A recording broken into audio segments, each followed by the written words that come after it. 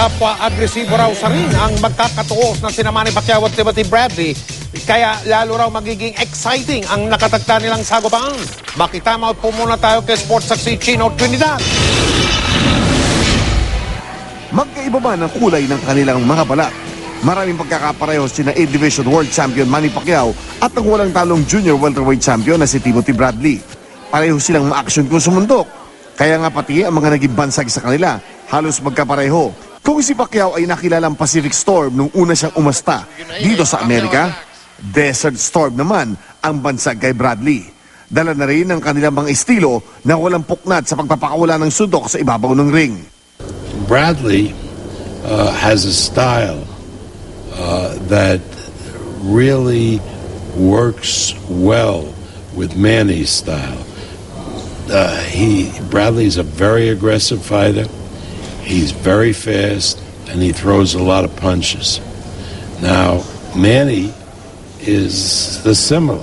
He's very aggressive, he's fast, and he also throws a lot of punches.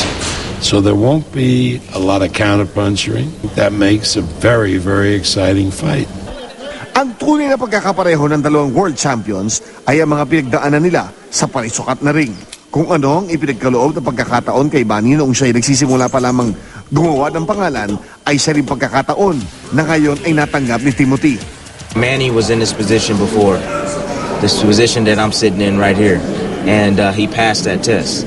You know, he beat some of the greatest Mexican fighters of all time, you know, Hall of Fame Mexican fighters, you know, to get in a position where he's at today. Si Bradley, nakikita ko yung nung ako ay 25 years old, 26 years old, nakikita ko yung pagkatao niya. So, hindi natin pwede i-underestimate dahil hungry yan. Uhaw yan sa panalo at gustong-gusto, wala pang talo yan, undefeated yan. So, inaalagaan niya yung record niya. Ang labang ng pambansa kamao, alam niyang may malaki siyang responsibilidad, hindi lamang sa kanyang sarili, kundi pati na rin sa mga humuhugot ng inspirasyon sa kada sampa niya sa ring.